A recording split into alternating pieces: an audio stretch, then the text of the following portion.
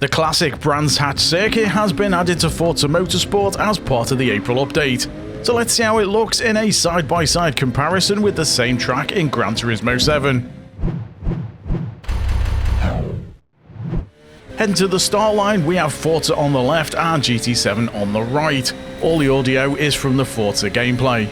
We're using the same car in both the GT3 Porsche 911 RSR, and we have a similar time of day and weather conditions.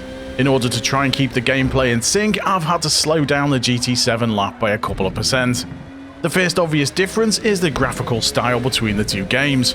Forza goes for a more realistic look, and GT7 goes with higher contrast and saturation.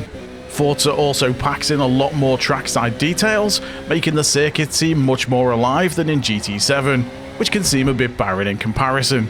GT7 does have more detailed car models than Forza, so that's the compromise. One thing about the GT7 presentation is that it does make it easier to drive the circuit due to braking markers being a lot more visible. I find myself missing them a bit more in Forza as they can get lost in all the other details at speed. Despite the graphical differences, the actual layout of the circuit is very similar between the two games. The banking on the corners looks more pronounced in Forza, but that's down to the camera more than the circuit. The chase cam in Forza is very dynamic, with the car moving around a fair bit in the view and the horizon staying pretty level.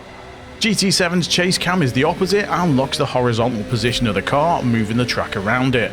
I'm not a fan of driving chase cam in GT7 and normally use the bumper view. Forza is much more playable in chase cam, but then that's how it's designed to be played. That brings us towards the end of our lap, so let me know what you think down in the comments, and I'll catch you in the next one.